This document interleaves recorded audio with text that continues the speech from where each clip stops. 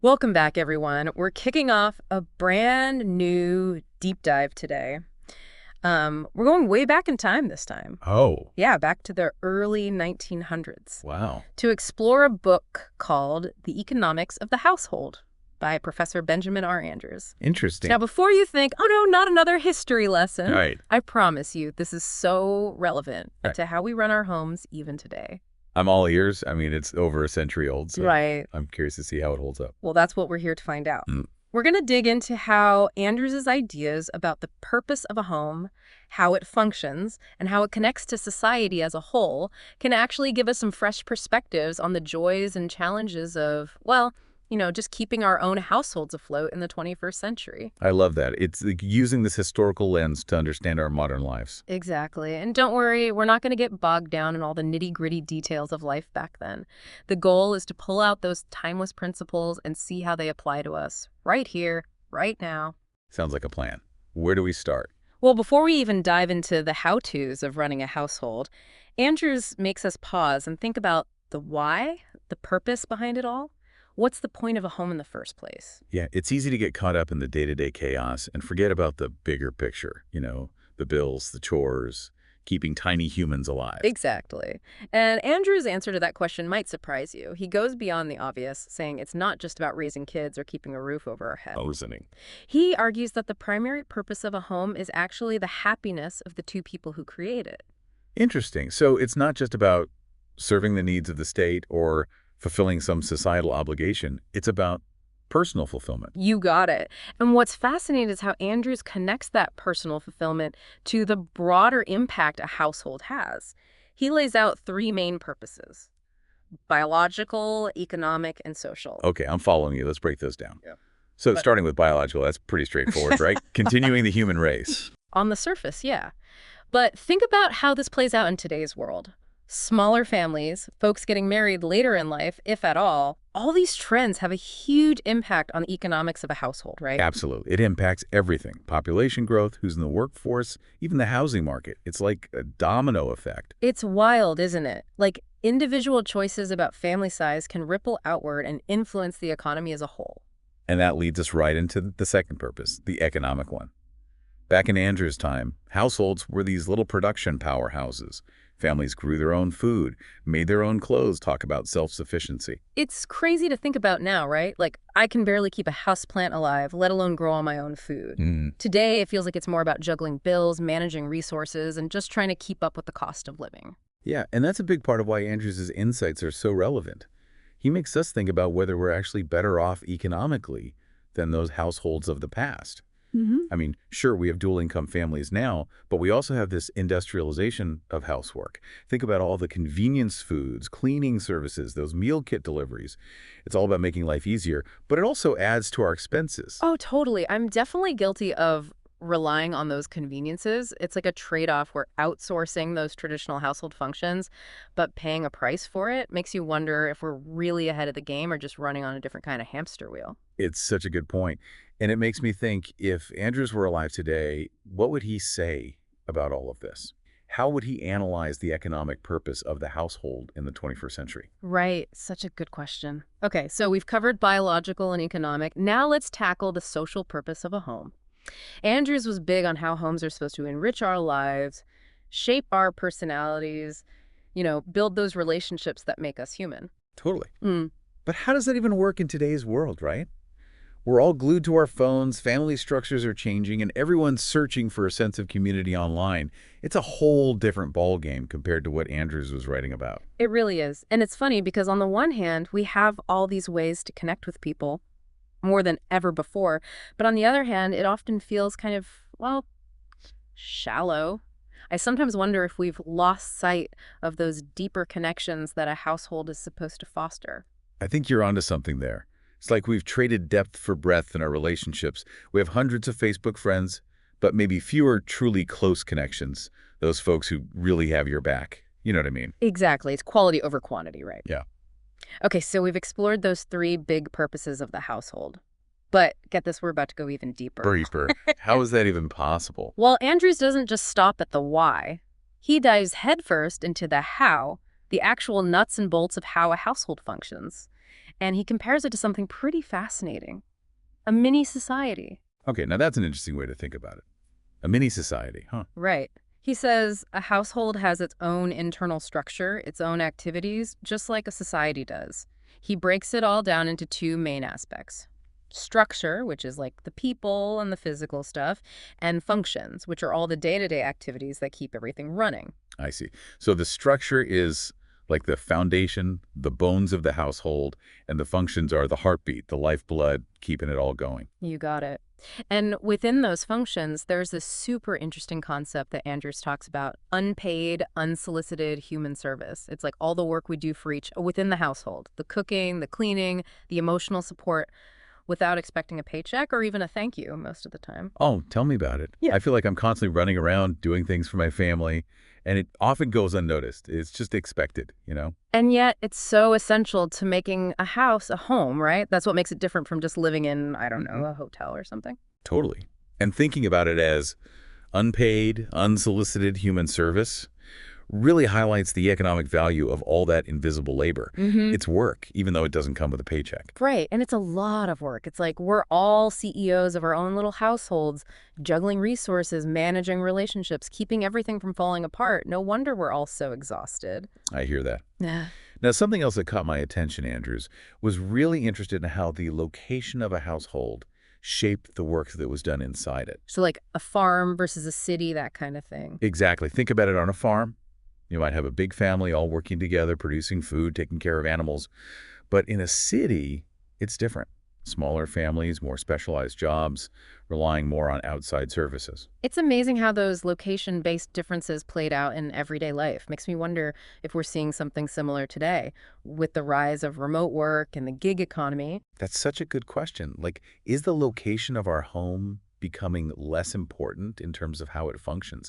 I mean, people are working from their kitchens, running businesses from spare bedrooms, outsourcing tasks to who knows where. It's a totally new landscape compared to Andrew's time. It really is. Oh, and one more thing that I thought was super interesting. Andrews mentions these alternatives to the traditional household that were starting to pop up back then, things like hotels and restaurants. Interesting. So even back then, people were starting to explore different ways of living and getting their needs met. Exactly. And he was writing at a time when those alternatives were becoming more accessible to everyday people. What do you think drove that shift? Well, I'm sure there were lots of factors, maybe economic pressures, changing social norms, or just the convenience factor. Like as cities grew and life got busier, the traditional household model maybe just wasn't working for everyone anymore. I think you're right, and it's kind of a preview of the world we live in now, where we have even more alternatives to choose from. Meal delivery kits, online grocery shopping, those virtual assistants that can do practically everything. The lines are blurring between what happens inside the household and what happens in the outside world. Totally. It's getting harder and harder to define what a household even is anymore. It's more of a concept than a physical space. So true. I mean, it's amazing how these ideas from over a century ago can still be so relevant to us today. Andrews really had a knack for pinpointing those timeless truths about how homes work and how they fit into the bigger picture. He really did. And that understanding becomes even more crucial when we consider the whole society angle, how the world around us shapes the economics of our homes and vice versa. But we'll dive into that next time. Okay, so we're back and ready to tackle this whole how society impacts our homes thing. Yeah. Which, let's be honest, sounds a bit dry. It does sound a little... But stick with us, because Andrews makes it super interesting. Okay. Trust me. I'm trusting you. His point is that it's not just a one-way street. No? Like, society shapes how our homes function, Right. but our homes also kind of push back and shape society too. It's this back and forth. Interesting. It's like a conversation almost. Right. It's like this constant dialogue going on Yeah. between the individual household and, like, the big systems around us. Makes sense. So where do we even start with, like, untangling all of that? Well, Andrews, he identifies three big influences: unwritten laws, written laws, and good old industry. Let me guess. Unwritten laws, it's like all the unspoken rules. Sure. All those social norms and expectations that kind of float around, you Yeah. know, the things that everyone knows, Right, but right. nobody actually, like, writes down or talks about. Yeah. Like back in Andrew's time, traditional marriage roles, the whole idea that you had to own a home. Right. That was just the way things were. But the question is, how much of that stuff still holds up today? Yeah, good question. a totally different world now. Right. Like, are those old conventions helpful, or are they just like baggage that we're dragging around? I mean, some of them got to be outdated, right? Like, Yeah. take the expectation that parents will foot the bill for their kids' college education. Yeah. That's a huge financial burden. It really is. And it wasn't always the norm. Right. In Andrew's time, that wasn't even a thing for most families. So it makes you wonder, is that expectation even realistic anymore, especially with these skyrocketing college costs and student loan debt, I mean? Oh, totally. That expectation is clashing hard with the economic realities of a lot of families these days. Yeah. And then there's, like, the flip side of that. Are kids still expected to take care of their aging parents? That's interesting, too. I mean, with Social Security and all that, it's not as clear-cut as it used to be. Right. Everything's changing. So those unwritten laws are definitely shifting. Yeah. In response to all these like social and economic forces, it's like this constant push and pull between tradition and, you know, the reality of life in the 21st century. That makes sense. Okay, so we've tackled the unwritten laws. Oh. What about those written ones? You know, actual government policies. Oh, yeah. Government stuff always makes things interesting. Right. And we're talking about a whole different era here. Yeah. No Social Security, no Medicare, public education wasn't even a given for everyone back then.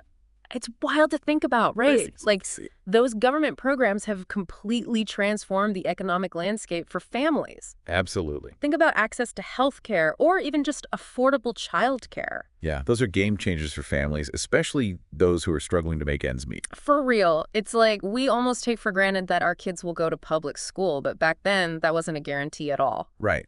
And it's funny how those programs, those written laws, have shaped our expectations over time. Right.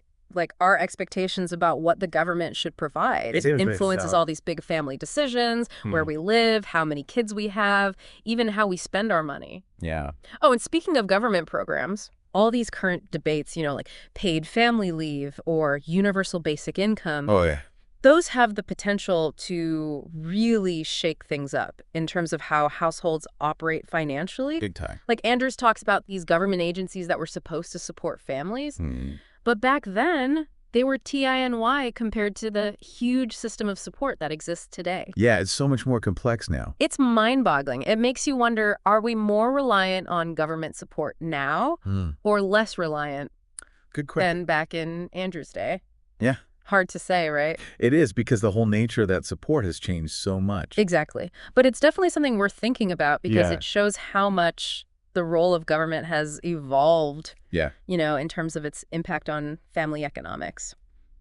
Which brings us to our third big influence, good old industry. All right, let's talk industry. I'm ready. Now, this one's a doozy because, well, technology. Oh, yeah, technology. It has radically transformed housework, right? I mean, dishwashers, robot vacuums, laundry machines that practically do it all. It's amazing. I don't know how people did it back then. Seriously. It's a world away from all the, like, manual labor that dominated households in Andrew's time. Yeah. Talk about progress. Right. But there's also this, like, dark side to all that progress. What do you mean? Not everyone can afford those fancy gadgets. Oh, yeah, that's true. So it creates this kind of divide Right. between the households that benefit from, you know, all this technological advancement And and those that are still stuck doing things the old-fashioned way. then there's consumerism, too, right? Like Yeah. the constant pressure to buy the newest, latest thing. Oh, yeah. I'm totally guilty of that. New phone, bigger TV. It's like we're conditioned to always want more. It's so different from the, I don't know, the more frugal mindset that probably existed back in Andrew's time. It is, right? Like back then, people made do with what they had. They repaired things, reused stuff. It wasn't this constant, churn of new products. Yeah. So does that make us less economically empowered now? Or are we just playing by a different set of rules where, like, success is measured by how much we buy instead of how much we save? I don't know. It's a tough one. It really is. Oh, and Andrews, he was also really interested in how households influenced industry. Like, back then, child labor was still a thing. Oh, wow. Yeah, I'd forgotten about that. It's crazy, right? Families relied on income from everyone, even the kids. That's such a contrast to today. Now it's all about education, protecting kids from having to work. Right. And what about women in the workforce? Back in Andrew's day, a woman's place was seen as being in the home. Oh, totally. A completely different world. Now, women make up a huge part of the workforce, which has obviously had massive implications for household economics. Yeah. Like, it's not just about what's happening inside individual homes anymore. Right. It's about how those homes are connected to this much larger web of economic activity. It all ties together. It's like Andrew's book is this reminder that we can't separate household economics from the rest of society. Exactly. They're intertwined, completely interdependent. Yeah. Okay, so we've covered a lot of ground here. Social norms, government policies, the ever-changing world of industry. Clearly, households are not these isolated little units. Yeah. They're constantly evolving, adapting to all these forces around them. It's pretty dynamic. It really is. And it's amazing how this book, written over 100 years ago, still gives us such a useful framework for understanding all of this. Right. But hold on tight, because in the final part of our deep dive, we're going to explore this truly mind-blowing idea from Andrews Oh. about how households actually shape the future of economic progress. Get ready, because things are about to get really interesting. Okay, so we're back for the final part of a deep dive into the economics of the household. And, we've covered a lot. Yeah. Purpose of a home, how it functions, how society messes with it all. It's complicated. It is. But now, get this, we're going to explore this idea Right. that households actually drive economic progress. Like, they don't just benefit from it. Right. They make it happen. Okay, I'm listening. Buckle up, because this is where Andrews really blows my mind. He's saying that households aren't just, passive bystanders in the economy. Right. They're active players Okay. shaping the future. Right. Wild, right? It is kind of wild when you think about it that way. But how? Like, how do our everyday decisions at home impact something as big as, like, the entire economy? That's the million-dollar question, right? Yeah. So Andrews breaks it down into three main areas: labor, capital, and entrepreneurship. Ooh. Okay, I'm following. Let's start with labor. All right, labor. Pretty basic, right? Families have kids grow up, they join the workforce, circle of life and all that. Yeah, makes sense. But I'm guessing Andrews goes a bit deeper than that. Oh, he totally does. He's saying that the choices families make about having kids, how they educate them, even the values they teach, all of that has this ripple effect on the economy. Like a skilled, motivated workforce, it doesn't just magically appear, Yeah. It's nurtured within families. So it's not just about how many workers there are. It's about how good those workers are. Bingo. And that quality starts at home. I'm with you. Okay, so that's labor. What about capital? Isn't that just, like, money? Well, yeah, but it's broader than that. Okay. Capital is any resource. Could be money, assets, even knowledge Right. that you invest to, like, create more wealth. Okay. And Andrews saw families as this huge source of capital Interesting. How so? through all those everyday decisions about saving and investing. Ah, I see. So it's like that old saying, it takes money to make money, but on a family level. Exactly. Whether it's saving for college, buying a home, even just like putting money aside for a rainy day. Right. All of those choices, they add up. They do. They contribute to this pool of capital that Yeah. can be used to fuel economic growth. Okay, so we've got families providing workers or building up capital. What's the third piece? Entrepreneurship. Entrepreneurship. So Andrews believed that families, they're like the breeding ground for the spirit of, innovation, risk-taking, all that entrepreneurial energy. Makes sense. The way parents encourage their kids to think outside the box, to try new things, that can have a huge impact on whether those kids grow up to be successful business owners, innovators. Right. It's about fostering that mindset from a young age, giving kids the space to experiment, maybe fail a little. Yeah, and to learn from those failures, Yeah. not be afraid to take risks. Exactly. Building that resilience, that creative spark. This is what Andrews is talking about. It's powerful stuff. Really makes you think about the role of family in a whole new way. It does, right? It's not just about keeping a roof over our heads and food on the table. It's about shaping the future. It's a big responsibility. Yeah. So if Andrews were here today, looking at our modern world, Right. what do you think he'd say? What are the biggest challenges, but also the biggest opportunities facing families now? Oh, man, so many things. The gig economy, remote work, this crazy reliance on technology. It's all reshaping how we work, how we live. And the wealth gap, the cost of living, all these things that are making it tough for families to just get by.